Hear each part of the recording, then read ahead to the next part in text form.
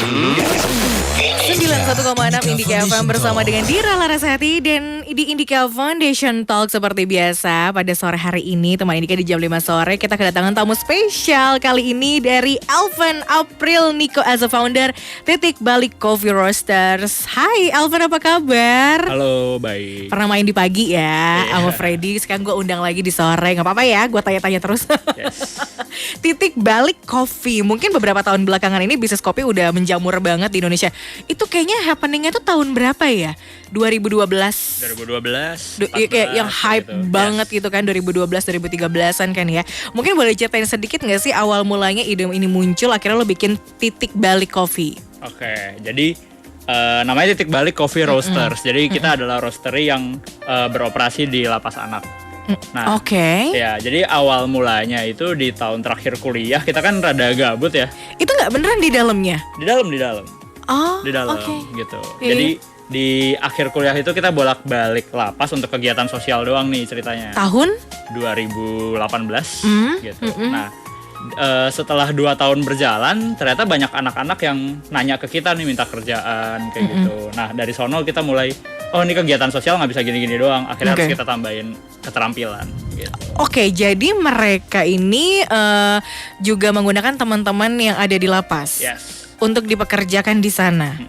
Oke, tugasnya ngapain aja sih? Ya, sebenarnya bentuknya kelas sih, kelas. Jadi mereka belajar bikin kopi, tapi produknya kita jual kayak gitu. Menarik banget. Jadi memang seperti itu udah dijalani sejak tahun 2018. No. Dari 2020. Oh, dari 2020 ini. 2018 baru kegiatan sosial doang. Gitu. Menarik. Jadi memang 2020 ini adalah puncaknya. Berawal idenya itu di tahun 2018. Wah, menarik banget nih. Visi dan goalsnya mungkin yang pengen lo lakukan, akhirnya lo bisa menggait mereka tuh apa sih? Pengen banget sih kalau ketika mereka keluar nanti mereka bisa kerja di coffee shop, terutama di roastery sih. Jadi mereka bisa roasting, karena roasting itu skill yang cukup mahal di dunia industri kopi. Betul, dan kayaknya juga nggak banyak orang yang bisa ya. Betul. Oke, jadi mereka tuh kelasnya ada yang menjadi roasters atau mungkin jadi barista atau? Iya, dua-duanya. Oke, itu perbedaan ya. Gue kan awam banget sih soal kopi, penikmat aja gitu. Tapi emang itu adalah sebuah pekerjaan yang berbeda ya. Gue pikir itu sebelum lo memang jadi barista lo harus bisa nge-roasting juga. Kebalik sebenarnya. Mungkin orang akan mulai dari hilir dulu kali ya. Gitu. Mungkin nanti bisa naik sampai ke prosesor, sampai ke petani kayak gitu. Oh, jadi memang banyak sekali prosesnya, dan itu dilakukan oleh Alvan dan juga kawan-kawan nih. Akhirnya mereka itu usia-usia berapa sih kalau boleh tahu di lapas itu? Mereka kalau yang di lapas tuh dari 14 sampai 18, tapi yang masuk kelas aku itu yang dari 15 sampai 18. 15 sampai dengan 18. Sejauh ini mereka antusias banget, Van. Banget. Mereka punya potensi sebegitu besar ya? Yes, kelihatan banget sih, karena makin lama mereka makin jadi kayak snob kopi lah bisa dibilang. Really? Dan itu di luar ekspektasi lo ya? Yes, banget. Semangat mereka bekerja itu yang pasti membuat lo amazed gak sih? Betul banget. Wah, shock sih. Dimana kita ngobrol-ngobrol tadi ya Teman Indika bahwa ini terletak di dalam lapas anak juga. Akhirnya di sini Alvan juga membuat kelasnya nge-roasting dan juga as a barista dengan si anak-anak ini yang bisa dibilang ternyata mereka tuh semangat banget untuk bekerja. Akhirnya pembekalan itu ketika mereka keluar ya mereka tidak mentah mau ngapain ya, tapi emang udah dikasih ilmunya.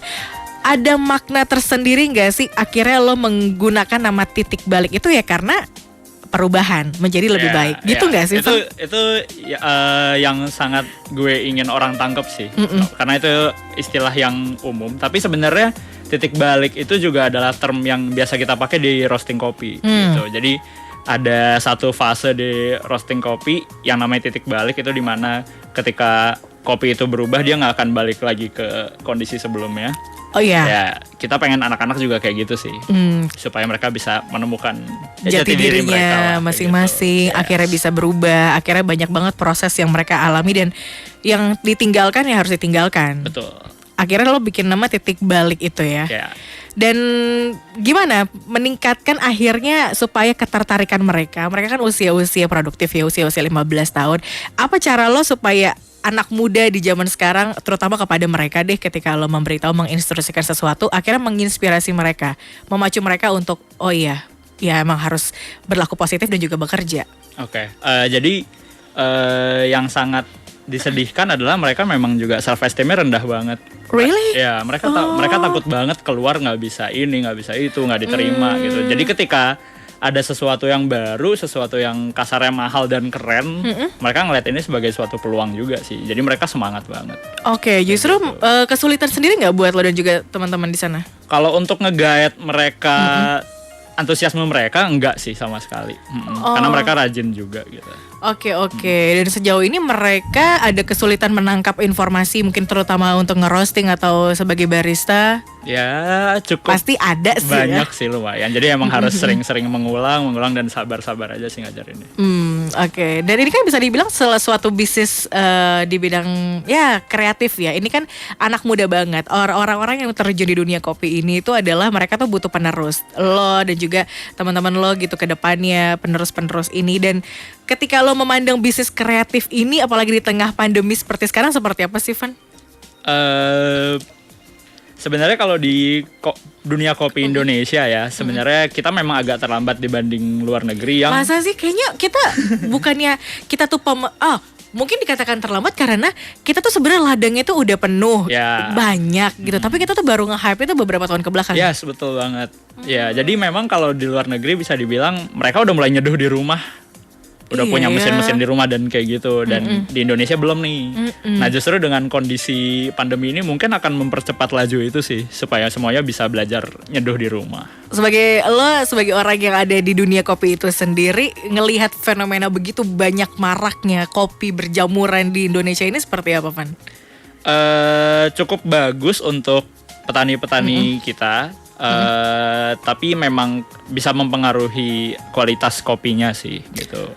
Memang sebenarnya sudah berpengaruh sih ke kualitasnya kayak gitu. Penasaran deh gue. Boleh kali ya nanti kita akan lebih bahas lebih dalam lagi teman Indika bersama dengan Alvan juga di sini, ternyata udah berpengaruh begitu dalam nih seperti apa. Bahwa ternyata Alvan ini memang udah banyak banget ya terjun di dunia kopi. Dia akhirnya dibikin lapas itu, konsepnya pertama kali itu awalnya emang lu pernah terinspirasi, punya mimpi untuk bikin di dalam lapas itu ya, Van? Iya benar. Apa lu lagi lewat di lapas? Apa lu dapet ilham apa gitu?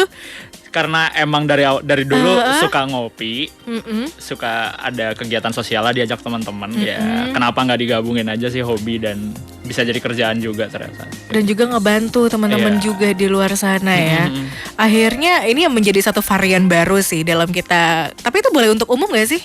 Untuk masuk ke dalam, mungkin lebih butuh, harus ngasih proposal sih, kayak gitu. Kegiatannya mau ngapain, kecuali kunjungan ya. Oh gitu, berarti emang udah jadi terperinci gitu ya, emang udah ada jadi sebuah kegiatan khusus yang mungkin teman-teman di umum juga nggak langsung sembarangan bisa masuk ya. Betul. Tapi ini ada satu bentuk yang harus kita coba juga, semoga aja pada mini selesai. Gue pengen banget lo penasaran ke sana. Bisa banget. Iya, nanti gue hubungin lo aja ya, Van. Boleh. Tapi balik lagi ya, akhirnya menjamur coffee shop atau mungkin juga maraknya dunia kopi di mana-mana. Itu tadi lo bilang, tapi ini agak jadi berpengaruh nih sama kualitas kopi itu sendiri. Kenapa? Apa memang kita produsennya sedikit? Jadi karena tren kita itu kopi susu, yang sebenarnya butuh banyak banget kopi robusta, itu ngaruh ke petani-petani kita, sehingga mereka lebih milih untuk produksi kopi-kopi robusta yang lebih cepat dan lebih mudah tumbuhnya kayak gitu. Dimana kalau lebih cepat, biasanya kualitasnya juga kurang kayak gitu. Seperti itu. Emang nggak bisa pakai Arabica? Bisa, tapi harganya mahal banget. Iya sih. Gitu. Ya. Untuk ukuran bersaingan soal di bisnisnya pun juga. Iya, kayak gitu sih. Jadi fokus ke volume banget sih. Oke. Kopi susu, ya. Itu lumayan sangat marak dan diikuti oleh beberapa orang ya. Gitu. Gimana? Lo juga termasuk untuk yang titik balik ini yang juga sebagai punya kopi susunya tersendiri? Enggak sih, Enggak ya? justru karena itu kita fokus banget ke Arabica karena kita yakin kopi-kopi Arabica kita sangat bagus, harganya bersaing, dan mudah-mudahan bisa dukung petani Arabica kita sih. Betul. Oh, mereka juga punya berbeda-beda ya. Gue kira tuh kalau misalnya petani kopi itu mereka juga Arabica dan Robusta. Oh enggak, tergantung mereka tinggal di mana. Iya sih, kayak gitu. karena situasi kondisi wilayah pun juga berpengaruh ya. Yes. Di titik balik kopi ini di mana kita bisa bilang itu adalah anak-anak lapasnya kan bisa menjalani bisnis kopi gitu kan ya. Lo akan selain menginformasikan atau mungkin juga mengajarkan caranya pembuatan as a barista atau roasters, lo juga memberikan ilmu apa lagi di sana? Oke, kalau di kopinya sendiri ya, di kopinya sendiri kita belajar mulai dari pengetahuan umumnya kopi, dia dibagi jadi apa aja, roasting, terus tastingnya mereka harus kayak gimana, sampai ke nyeduhnya kayak gimana. Tapi di luar itu kita juga ada kelas literasi emosional. Jadi di luar kita ngasih keterampilan, kita juga pengen mereka punya soft skill yang cukup, mereka bisa berkomunikasi dengan baik, mereka menyadari kesalahannya, yang kayak gitu-gitu. Oke. Dan itu sangat berpengaruh banget ya sama kinerja mereka. Ya, mudah-mudahan. Wah, pasti sih. Asal kita mau sabar dan itu diterapkan setiap hari. Betul. Ya. Buka coffee shop di lapas di mana bertujuannya teman-teman lapas di sini ketika keluar mereka bisa menemukan jati diri mereka, di mana titik balik itu dilakukan bahwa bukan cuma sekedar hanya keluar aja, tapi ada sesuatu yang bisa kita bawa, skill dan juga tadi ya ada emosional yang berubah akhirnya di situ. Tapi ketika mereka kan tadi lo bilang tuh bahwa mereka ini selain bekerja di sana, terus juga akhirnya hasilnya bisa untuk dijual. Ini yang dijual apa, biji kopi aja? Biji kopi atau drip bag sih sebenarnya. Jadi memang biji yang udah kita giling. Jadi mudah-mudahan selain kafe-kafe bisa beli, orang-orang di rumah mau nyeduh sendiri juga bisa. Iya dong. Ini penjualannya lewat apa aja? Sejauh ini masih Instagram kayak gitu.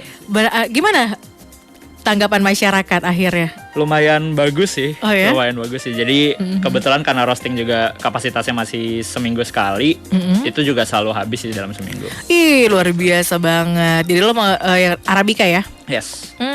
Dengan kualitas yang pastinya terbaik dan harganya pun juga bersaing. Apa nih next project dari titik balik? Mau ngelakuin apa lagi, Evan? Jadi udah ada beberapa anak-anak yang sudah keluar sih. Jadi ada. Jadi mudah-mudahan kita bisa ajak dia ketemu, kita training lebih lanjut dan bantu cariin mereka kerja sih. Wah, keren banget. Asli segitunya lu benar-benar mendampingi. Harus diapresiasi sih, Van ya. Dan apa sih yang membuat lo akhirnya tuh, apakah ini menjadi satu bentuk ketika lo nextnya ada wirausaha lagi, lo akan punya konsep yang sama seperti ini? Mudah-mudahan ya. Gitu.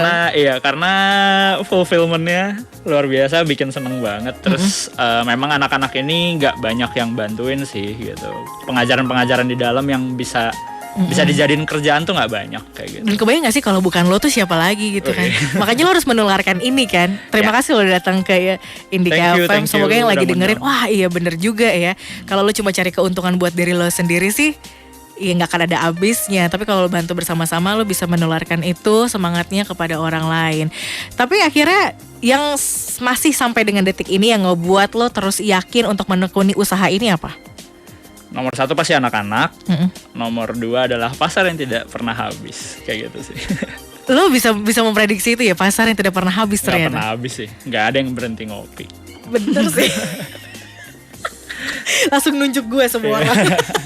Iya bener-bener gak ada yang berhenti ngopi dan itu candu hampir setiap hari sih ya, Van. Tapi lo termasuk yang penikmat kopi fake? Iya, yes, lumayan.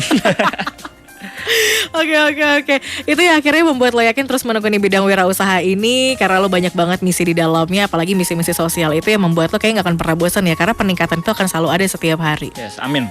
Oke, udah berapa banyak yang udah keluar dari lapas, terus akhirnya mereka meneruskan dari usaha lo itu? Belum banyak sih, karena memang kita start Februari dan kita baru in touch sama 1 anak doang sih. Oke, tapi gak apa-apa, itu bisa menularkan ke semuanya sih ya. Terus jalani ya, Van.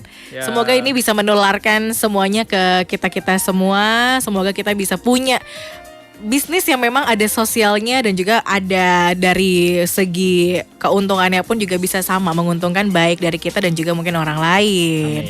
Amin. Alvan, terima kasih banget udah mampir ke Indika FM. Sekali lagi sukses terus untuk Titik Balik dan juga buat teman Indika itu dari tadi obrolan kita bersama dengan Alvan Abrelniko as a founder Titik Balik Coffee Roasters. Kamu baru aja dengerin Indika Foundation Talk.